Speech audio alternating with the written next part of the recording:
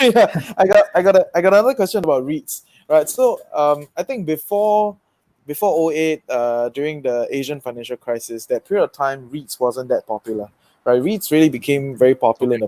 in the past 10 years. So then Mm, it has become quite a viable, alternative to bonds, right? mm, Because it does give you that kind of comfortable capital yield, right? Cash has a kind of cash generation capacity, mm. and the physical assets does hedge in terms of market, kind of movement. So in terms of REITs, like where are you guys, and what? So you have a range of portfolios, right? What kind of Right. portfolios amongst your 12 portfolio actually has that kind of REITs coverage, right? What Yeah. kind of REITs are you guys in? I'm curious on that. Yeah. Yeah. So while you're asking that question, I was pulling out our list of ETFs just so I can give Awesome. you guys the actual ticker itself.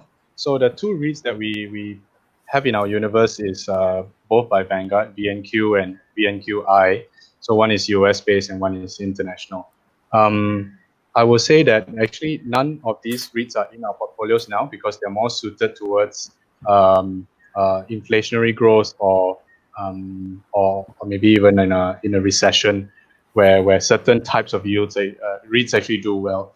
So we're not actually positioned in any REITs right now, and I would say there'll be a time and place for it lah. So if we go into a recession, I think we there's a chance that we might get that allocation, and it really depends how much. Um, if you're Malaysian and you're listening right now, I think I wouldn't actually touch anything that is into retail REITs, obviously, because no one is out there, and a lot of REIT owners are doing the right thing by giving those tenants rent holiday.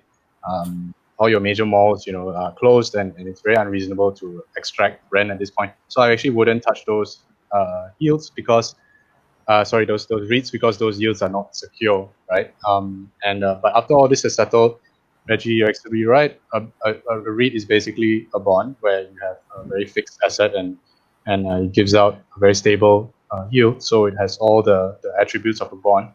And I think for certain tax reasons as well, like because it's technically not a bond, there's no like withholding tax and stuff like that. So it's also a pretty nifty way.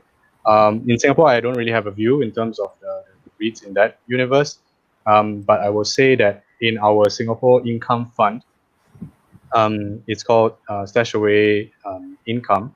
Basically, it aims to give you 3.7 to 3.9% yield, which is very, very stable income, quality income, as we like to say, because a lot of income funds just brand themselves that way, but there's capital gains based in there, where we give you a 3.7, 3.9% yield, and that one has some Singapore REITs. Hey, this is CS from More Money Malaysia. We are a platform dedicated to helping Malaysians like you make smart financial decisions. And the way we do that is through providing you with actionable advice, such as the video you just saw, right? But we're not here just to become your intellectual entertainment. We really do want to see you succeed, because we want to see you live that ultimate life that you've always dreamt of, right? And in order for us to do that, what we've decided to do is we want to help make it easier for you by providing different types of rewards throughout the months. So make sure you check out the description below, click on that link and see what type of reward you might be able to qualify for by taking action right now. And if you have any other questions about any of this, feel free to contact us wherever you find us. Take care.